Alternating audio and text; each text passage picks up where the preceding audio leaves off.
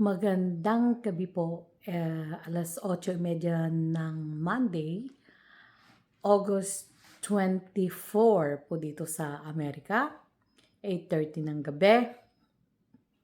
Um, Medyo late akong umuwi kasi late akong pumasok today, kasi nagpunta muna ako ng may ginawa ako. Na-order na sa akin ng aking cancer doctor. So, i-explain ko 'yun 'no, kung ano yung ginawa ko. Gusto ko lang i-address, like I said, hindi ko pinapatulan ang mga bashers, ang mga trolls. Um, Kaya lang gusto ko lang itong sagutin kasi maganda siyang topic. Sabi niya, pinost ko kasi sa Facebook yung picture ko na naka-CPAP machine ako. So, ano po ba ang CPAP machine at paano yung paano yung ginagamit ang CPAP machine? So, hindi ko na kinakailangan i-ano yung continuous pressure, airway, etc. yung definition ng CPAP. Kaya lang ginagamit po ito sa mga tao may tinatawag na sleep apnea, or hindi lang sleep apnea, meron din yung mga ginagamit din sa mga pasyente namin na may problema sa lungs at nahirapang huminga, lalo na 'pag tulog sila. Okay, so yung tinatawag po na sleep apnea, yun po yung kapag natutulog ka is tumitigil ka sa paghinga. Say for example, lalo na yung mga naghihilik, pakiramdaman niyo, for example like tapos itigil yung gano'n, tigil siya, tapos matagal and then hihinga ulit. Ayun, so most likely meron sila yung tinatawag na sleep apnea, 'no? Yun yung pagtigil ng hininga habang ikaw ay tulog. Yun po ang sleep apnea. Ang ano po yun, ang side effects po yun 'pag matagalan kang may sleep apnea at hindi yun nagagamot, puwedeng kagaya yung nangyari sa akin na hindi nagagamot ang aking diabetes. At meron din yung mga iba na basta na lang nai-stroke, namamatay, na hindi alam kung, ang lusog-lusog, or I mean ang healthy naman niya, wala naman siyang problema, hindi nga siya naggagamot, okey naman ang blood pressure niya, mga gano'n-gano'n, o kaya heart attack, puwede rin, na hindi alam ng karamihan na ang nagko-cause pala nun is sleep apnea. So, dahil 'pag sleep apnea at tumitigil yung paghinga mo habang ikaw ay tulog, walang nakakarating na oxygen sa utak mo, at sa mahaba-habang, panahon na laging gano'n na gano'n, namamatay ang mga brain cells at ayun nga ang nangyayari, nagkakaroon ng stroke o nagkakaroon ng, matinding health problems. So, the reason kung bakit ako napagamit ng CPAP is that dahil nung, a month ago na nagkasakit ako, na nagkaroon ako ng upper respiratory infection na tinatawag, pinapunta ako sa pulmonologist at sinabi ng pulmonologist na mag-sleep study ka, sabi. So, yung sleep study nga na pinagawa sa akin, at dun na nalaman na sa loob ng isang oras habang ako'y tulog, sa loob ng isang oras habang ako'y tulog, 50 times na tumitigil akong huminga. So, 'pag 30 times na, 30 times pa lang, considered na severe na yon, matinding sleep apnea na yon. So, how much more na 50? Actually, 55 ang naging resulta ng pagtigil ng aking paghinga 'pag ako'y tulog. Ito yung tinatawag nating isang oras lang. So, let's say imagine yon kung ilang oras ka tulog, tapos ilang beses kang tumitigil na paghinga. So, kaya gano'n unti-unti, unti-unti, namamatay ang mga brain cells, at tapos isa pa na mga sintomas nito is that paggising mo ng umaga, pagod ka, o kaya'y gusto mo nang matulog kahit napakaaga pa, lagi ka feeling pagod, mabigat ang iyong ulo, mga gano'n. makakalimutin, irritable, may mga simptomas po na gano'n ang taong merong sleep apnea. Kaya, ayun nga at dumating yung machine ko nung Friday, ah, cover ng insurance yon. Pero I know may babayaran pa ako, hindi ko pa alam, hindi pa dumarating yung bill ko kung magkano ang babayaran ko sa CPAP machine. At, ayun nga, so pinakita ko sa Facebook, sabi ko first time kong gagamit ng CPAP, sabi ko doon. Tapos may nag-comment na sabi, "Nako, Nurse Nora, sa mga susunod na araw makikita na lang namin na RIP ka na. Mahal mo kasi si Pugong Biyahero," sabi. So, paulit-ulit niyang sinasabi yun, which, alam mo yun, yung, hindi ko naman, hindi ko pinapatulan dahil nga, obviously, kung hindi yung troll, mababang pinag-aralan. So, or limitado, hindi ko sinabing maaring mababang pinag-aralan, o limitado ang pangunawa, o kaya, she's just real mean. Yung talagang masama lang yung ugali niya. At ulit niyang sinasabi na mahal mo kasi si Pugong Biyahero.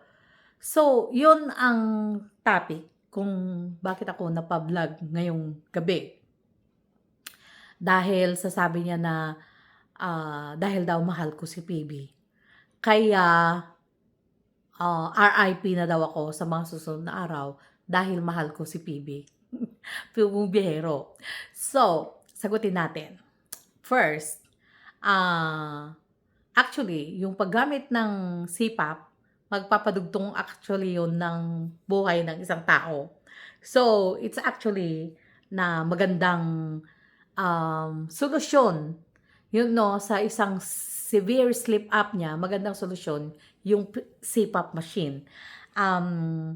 Pangalawa, yung sinasabi niya na mahal mo kasi si PB. So, ibig sabihin, ito na naman yung mga tao na nagalit sa akin or galit sa akin dahil alam niyo na yung pangyayari na yon. Again, hindi ko pinapatulan ang mga bashers. Dahil nga sabi ko, wag na natin silang patulan. Pero gusto ko lang sagutin na dahil daw mahal ko si PB. Aaminin ko, yes, mahal ko si Pugong Biyahero. Mahal na mahal ko si Pugong Biyahero bilang isang nakababatang kapatid at kaibigan. Kasi si Pugong Biyahero, tinuturing ko siya kasi na gano'n, na parang nakakabatang kapatid, or kahit hindi gano'n, but isang kaibigan, dahil nagugustuhan ko yung kanyang advokasya, nagugustuhan ko kung ano yung mga sakripisyo na ginagawa niya para umakyat ng bundok, na kahit ngayon na sikat na siya, pwede na niyang itigil yon at pa kung ano-ano na lang ang pwede niyang gawin. Panunuorin pa rin naman siya ng mga milyon-milyon niyang subscribers, pero hindi niya ginagawa, bagkus umaakyat pa rin siya sa mga bundok at siya pa rin ay tumutulong sa mga tao. At hindi lang ako ang nagmamahal kay Pugong Biyahero, marami po ang nagmamahal kay Pugong Biyahero, lalong-lalo na yung mga totoong na mga supporters ni Pugong Biyahero. Kaya nga sila, kung nasasaktan si Pugong Biyahero, sila ang unang nasasaktan para kay Pugong Biyahero.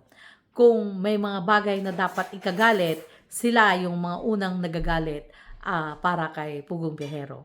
At kung merong bagay na dapat ipagtanggol si Pugong Biyahero, sila ang mga unang nagtatanggol kay Pugong Biyahero. At isa ako doon. Okay. Isa ako doon, lalo na nung hindi ko pa nga siya namimit sa personal. Malaki na ang aking paghanga sa kanya, mas lalo na nung namit ko siya sa personal, na para bang ang tagal na naming magkakilala. Alam niyo yung hindi mo may paliwanag, na unang kita mo pa lang sa tao, is para bang ang tagal nyo nang magkakilala, parang ang tagal nyo nang magkasama. So, yun ang naramdaman ko kay Pugong Biyahero nung una naming nagkita, na parang bang ang tagal na namin, na para bang siya yung nakakabata kong kapatid na nung mga kabataan namin, is that inaalagaan ko siya, yung gano'n ang pakiramdam ko sa kanya. Kaya, sinasabi na mahal mo kasi si Pugong Biyahero. Opo, inaamin ko po yun.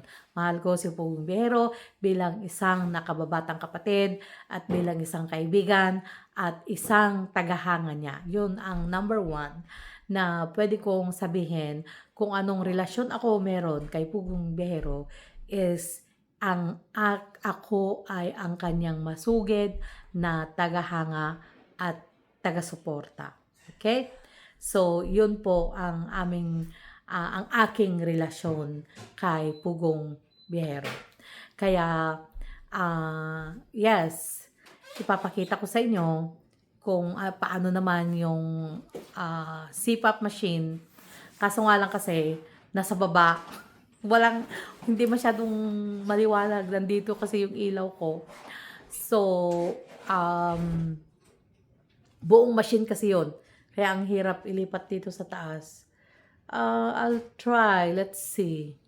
Hold on. Let me try.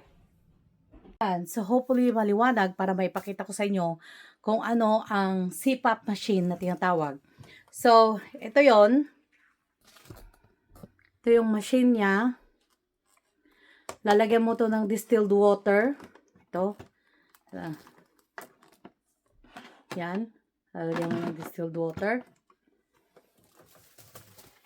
Tapos, may tubo. So, depende. Tinatanong nila kung paano ka matulog. Na nakadapa, nakaside, or nakahilata. Kasi kung nakahilata ka, ibang klase ng mask ang ibibigay sa'yo. Pero dahil ako, sabi ko, ikot ako ng ikot. Kako, nasa tiyan, nasa side, nasa likod.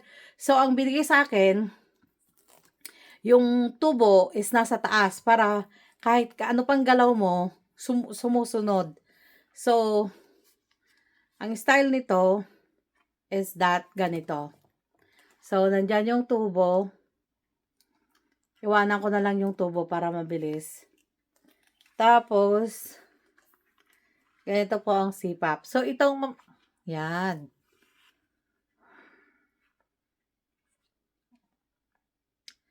Yan. Tapos, ayan o. So, kahit pa ikot ako, saka ko ito-turn on yung machine, bibigyan niya ako ng oxygen. So, yung time na tumitigil akong huminga, may continuous na oxygen na pumapasok sa loob ng ilong ko. So, iba-iba ang klase ng CPAP. Ito yung tinatawag nila na nasal. At meron din yung pag mouth breather ka, bibigyan ka na yung face, yung buong ganito. Matatakpan yung ilong mo tsaka yung bibig mo para kung sa bunganga ka or sa mouth ka humihinga, masasagap mo oxygen. So, dahil ako, hindi naman ako mouth breather, sa ilong ako humihinga ng pagtulog ako. So, sa nasal. Okay. Yun. Ito po. Ngayon, ilang gabi na akong gumagamit ng ganyan, as ang laki ng diferensya. Kahit tignan nyo ngayon is hindi ako feeling pagod, na kahit ang aga kong gumising at nagpunta sa may pinuntahan ako sa mga susunod kong araw, ipapaliwanag. At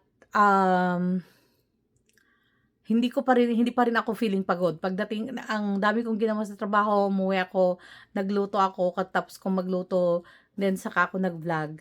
At usually, pag ganitong oras na yung talagang pagod na ako. Pero, mula nung ako ay nagsisipap machine, yung hindi, kasi, pag nagsisipap ka, nalalagyan ng oxygen yung mga cells ng katawan mo, so hindi pagod yung katawan mo. Na? So, kung meron po kayong katanungan na pang-medical, I will try my best na sagutin, though kahit hindi tayo doktor. Pero, again, sa experience, pwede naman po tayo sigurong sumagot ng mga simpleng bagay. Kaya, i-message nyo lang po ako sa aking Facebook page. Ganun din, hanapin nyo din ang Nurse Nora at the same din naman, makikita nyo yung picture ko. Kaya, ayun, so, sa mga nagsasabi diyan na kung ano-ano, o ayan, sinagot ko na kayo. Yes, mahal ko si Pugong Biyahero bilang kapatid at kaibigan.